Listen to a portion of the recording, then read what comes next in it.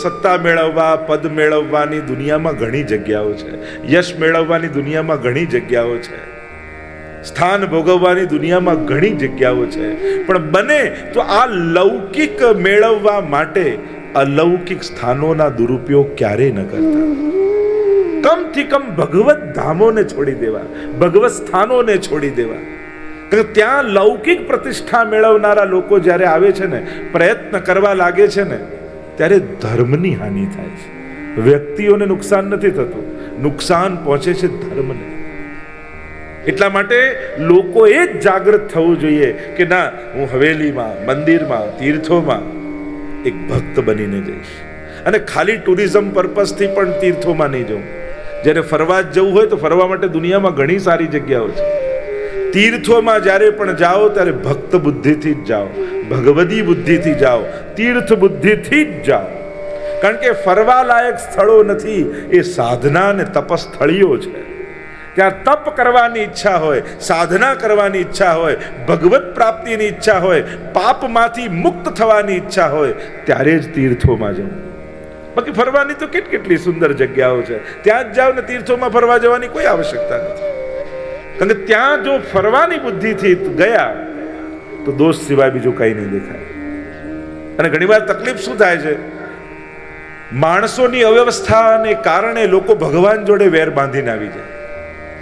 શ્રીનાથજીમાં જો થોડી દર્શનની વ્યવસ્થા ન મળે ને ભીડ મળે, હવે તો નાથ દ્વારા જવું જ નહીં. પણ શ્રીનાથજીએ શું બગાડ્યું છે?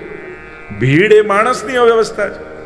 વ્રજમાં લોકો જાય ને ત્યાં કંઈક એવું લાગે ને કે અહીંયા તો બધું આમ ગંદુ છે ને લોકો એમ હેરાન કરે, હવે તો જતીપુરા જવું જ. પણ ગિરિરાજજીએ શું બગાડ્યું છે? આ માણસની અવ્યવસ્થા છે. જો આ કોરોનામાં બધા ઘરે રહ્યા તો બધું કેવું ચોખ્ખું થઈ ગયું. સાબિત શું થયું? આ માણસ ઘરેથી નીકળે છે ને દુનિયાને બગાડે છે. સાબિત તો એ જ થયું ને. માણસ જો પક્ષીઓ હોય ને, ચારો લેવા બહાર જાય અને પાછા ઘરે આવી જાય. માણસ ખાલી ચારો લેવા જ ઘરમાં આવે, પછી આખો દિવસ બહાર જ રહે. જ્યારે માણસ ઘરેથી ન નીકળ્યા, કુદરતે પોતાની જાતને કેવી સ્વચ્છ કરી લીધી. કહેવાનું મારો અર્થ કે માણસોની અવ્યવસ્થાને કારણે તીર્થો જોડે ને ભગવાન જોડે વેર ન બાંધતા, એમના માટે હીન ભાવ ક્યારે ન લાવતા. એમાં ગિરિરાજજીનો કોઈ વાંક નથી, એમાં યમુનાજીનો કોઈ વાંક નથી, એમાં શ્રીનાથજીનો કોઈ વાંક નથી, એમાં બેઠકજીનો કોઈ વાંક નથી. જે વાંક છે એ વ્યવસ્થાનો વાંક છે, અને એ વ્યવસ્થાઓ માણસોએ સંભાળેલી છે. એટલા માટે એ વ્યવસ્થા સુધરે એનો પ્રયાસ કરજો. પણ ગિરિરાજજી, યમુનાજી, શ્રીનાથજી, મહાપ્રભુજી એમની નિંદા ન કરતા ક્યારે પણ. કારણ કે એમાં એમનો કોઈ રોલ નથી આ બગાડવાનો. તમારી શ્રદ્ધા ઘટી ન જાય એ સાવધાની સાથે તીર્થોમાં જે જવું. બાળકોને પણ, યુવાનોને પણ પહેલી વાર લઈ જતા હોય, સારી જગ્યાએ રોકાવો, એમને સારી રીતે લઈ જાઓ. એમને કડવા અનુભવ ન થાય એની સાવધાની લઈને મા બાપે લઈ જવા. કારણ એમને થયેલા વ્યક્તિઓના કડવા અનુભવ, એનાથી નામ બગડે છે ભગવાનનું, એના ધામનું, એના તીર્થોનું. એટલા માટે બહુ વિવેક રાખવાની જરૂર છે આજના સમયમાં. કારણ કે તમને ચારે બાજુ શ્રદ્ધા વધે એવું કંઈ નહીં મળે, શ્રદ્ધા ઘટે એવા દ્રશ્યો દેખાશે. અને એવી સ્થિતિ છે, આપણે જાણીએ છીએ. અને એમાં ક્યાંક આપણે બધા જ, કારણ કે માનનારા જેટલા લોકો તીર્થોને જેટલું બગાડે છે એટલું નહીં માનનારા લોકો નથી બગાડતા. યમુનાજીમાં કંકુ નાખીએ, હલ્દી નાખીએ, ચંદનના બધું પધરાવે, મહેંદી પધરાવે, અને કાગળિયું પણ જય જમને મૈયા કે. ક્યાંક આપણે જ લોકો કારણ હોઈએ છીએ. એટલા માટે સાવધાન થવાની બહુ જરૂર છે. આપણા હવેલીઓ, બેઠકજીઓ, તીર્થો, એમાં કમથી કમ હું એને બગાડવા માટે નિમિત્ત નહીં બનું એવો સંકલ્પ દરેકે લેવા જેવો છે. જ્યાં સુધી હું મારી રીતે પ્રયાસ કરીશ કે મારા થકી એ તીર્થોમાં કાંઈક એવું ન થાય. આ ભગવત ધામો. હવે તમારા ઘરમાં કોઈ આવે ને આખું ઘર બગાડી જાય તો તમને એના માટે શું થાય? શું વિચાર આવે? આ પાછો ના આવે તો સારું. આમ જ થાય ને. એમ ઘણી વાર શ્રીનાથજીને ઘણા માટે થાય, મહાપ્રભુજીને ઘણા માટે થાય, યમુનાજીને ઘણા માટે થાય કે આ પાછો ના આવે તો સારું. તીર્થોમાં જ્યારે પણ જાઓ, તીર્થ બુદ્ધિથી જાઓ કે હું ભગવત પ્રાપ્તિ કરવા માટે, મારા પાપમાંથી મુક્ત થવા માટે સાધના કરવા માટે આવ્યો છું. બાકી ત્યાં જઈને તમે જે પુસ્તકોમાં વાંચ્યું છે એવા દ્રશ્યો તમને જોવા મળે જરૂરી નથી. ગ્રંથોમાં જે લખ્યું છે એવા તમને વ્રજ કે તીર્થ સ્થાનો જોવા મળે જરૂરી નથી. જ્યારે આંખથી ઉત્તમ ન દેખાતું હોય ત્યારે ગ્રંથોનો આધાર લઈને ભાવનાઓ કરવી. આ ગ્રંથોમાં વર્ણન શેના માટે છે? કે આપણે એનો વાંચન કરી અને એની ભાવનાઓ કરીશું.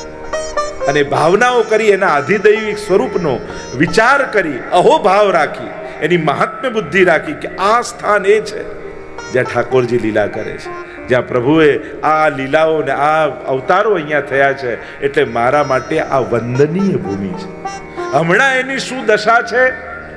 કાં તમે એનો પ્રયાસ કરો વ્યવસ્થિત કરવાનો, અને જો તમે અસમર્થ છો તો નિંદામાં ન પડો, ભાવ કરો, 2 માળા વધારે કરો કે ઠાકોરજીનું સ્થાન સારું થાય. જેના માટે જવાબદારી છે ઉત્તમ રીતે નિભાવે. કહેવાનો મારો અર્થ, જે હું મૂળ વાત કહી રહ્યો હતો, લૌકિક પ્રતિષ્ઠા, પ્રસિદ્ધિ, પદ આ મેળવવાની દુનિયામાં ઘણી જગ્યાઓ છે. ધર્મ સ્થાનોનો દુરુપયોગ એના માટે ક્યારે ન કરતા, નહીં તો તમે ધર્મની હાનિ કરશો, ધર્મને નુકસાન પહોંચાડશો. અને ઘણી વાર મેં એવું જોયું છે, ઘણી વાર લોકો લૌકિક પ્રતિષ્ઠા મેળવવા માટે એ સંસ્થાઓના વિકાસ થવા દેતા નથી, અને એને કારણે ઘણા ધર્મસ્થાનો પોતાની એવી જ અવસ્થામાં ટકી ગયા અને રહી ગયા છે. જો આ હવેલીઓ, ધર્મસ્થાનો છે ને, એ આપણા ચહેરા જોવાના અરીસાઓ છે. ચહેરો કાળો થશે ને તો ધોઈને જોશો તો ચોખ્ખો દેખાશે, પણ અરીસાઓ કાળા કરી નાખશો ને તો જ્યારે જોશો ત્યારે ચહેરા કાળા જ દેખાશે. અને એટલા માટે આ અરીસાઓ કાળા ન થાય એના માટેની જાગૃતિ આપણે બધાએ રાખવાની છે. અને સ્વયં શિસ્ત દ્વારા બીજાને શીખવાડી દઉં, બીજાને ભણાવી દઉં, બીજાને ઉપદેશ આપી દઉં, એ પછીની વાત છે. આપણે તો આપણાને સુધારીએ એ પણ એક પ્રયાસ, એક શરૂઆત છે. जब लड़ाई दूसरों से हो, अपनों से हो, तब हारना जरूरी है, और जब लड़ाई खुद से हो तब जीतना जरूरी है.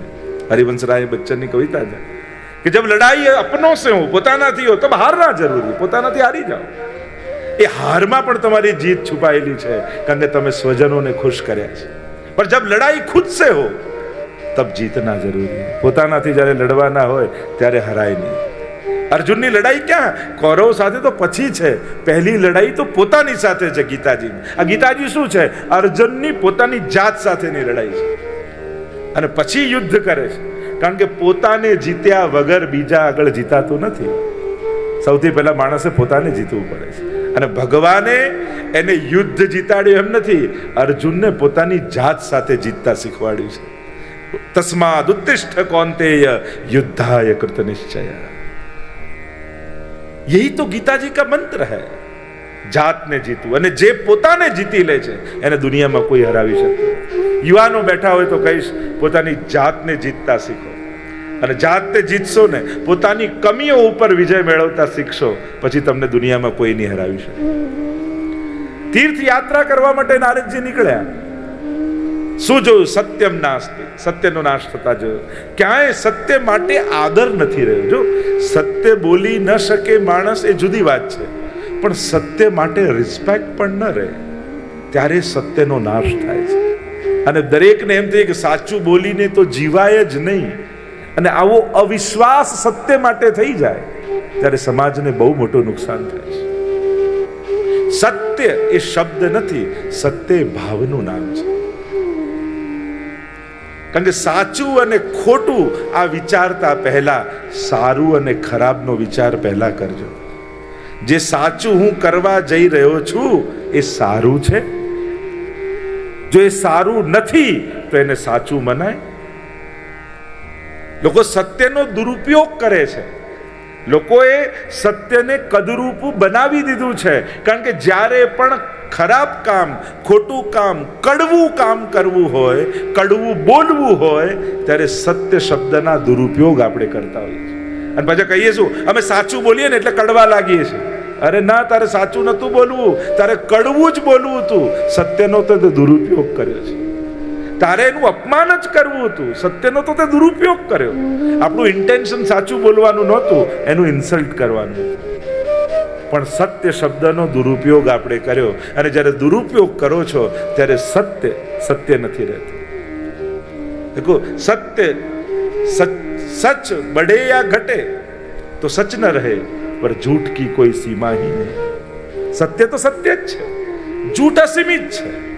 એને ગમે તેવા કપડાં પહેરાવીને તમે પ્રસ્તુત કરી શકો છો, પણ સત્ય ગમે તેવા વસ્ત્રો પહેરીને નથી આવી શકતું. એટલા માટે જો સાચું બોલવાની શરૂઆત કરવી હોય તો ગુણ દર્શનથી કરો. તમે એમ કહો આપણે તો સીધે સીધું મોઢા પર કહી દઈએ, પણ મોઢા પર નિંદા કહી દો છો.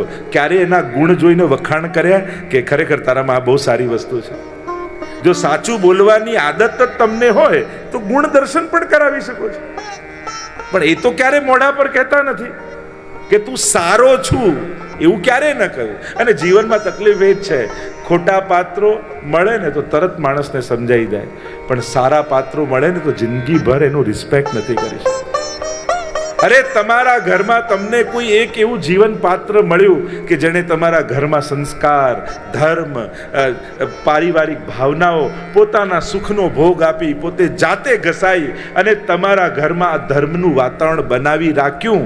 એ પત્નીને તમે ક્યારે કહ્યું કે તારે કારણે મારા ઘરમાં ધર્મ ટક્યો છે? ક્યારે એને રિસ્પેક્ટ આપ્યો? ભૂલો તો કાઢીએ છીએ, ભૂલો બતાવીએ છીએ, પણ જે વ્યક્તિને કારણે તમે ભાગતા ભાગતા જતા હતા ઓફિસે, આજે બહુ ઉતાવળ છે, આજે કામ છે, આજે તો પહોંચી જવું છે, એટલામાં પાછળથી અવાજ આવે કે સાંભળો આજે એકાદશી છે, ઠાકોરજીને દંડવત કરીને તો જાઓ. અને આવો અવાજ જો પાછળ સંભળાય ને તો પોતાની જાતને નસીબવાળા માનજો કે તમારા ઘરમાં કોઈ એક એવું પાત્ર છે કે આવી લૌકિક વ્યસ્તતાની વચ્ચે પણ તમને ભગવાન સાથે જોડી રાખે છે, જેને કારણે તમારા ઘરમાં આપણી સંસ્કૃતિ, આપણા સંસ્કાર, આપણા તહેવાર, આપણા પરિવાર, આપણા આધ્યાત્મ, આ બધું આ એક વ્યક્તિને કારણે તમારા ઘરમાં ત્યાં નિવાસ કરીને રહ્યું. શું એનો આભાર ક્યારે નહીં માનો? એ પણ એક ઉપકારક છે. ખાલી કમાવીને લાવી એનો અર્થ એ નથી થતો કે તમારો જ ઉપકાર પરિવાર પર છે. તમે તો એક પાસું સાચવ્યું છે, અને તમારા ઘરનું બીજું પાસું તમારા આખા ઘરના દરેક પાસાઓને સાચવીને રાખે છે. અને એટલા માટે હૃદયથી એનો આભાર માનવો જોઈએ કે ના, તમારે કારણે, તારે કારણે આજે મારા જીવનમાં ભગવાન રહેલા છે, ધર્મ રહેલો છે, સંસ્કાર રહેલા છે.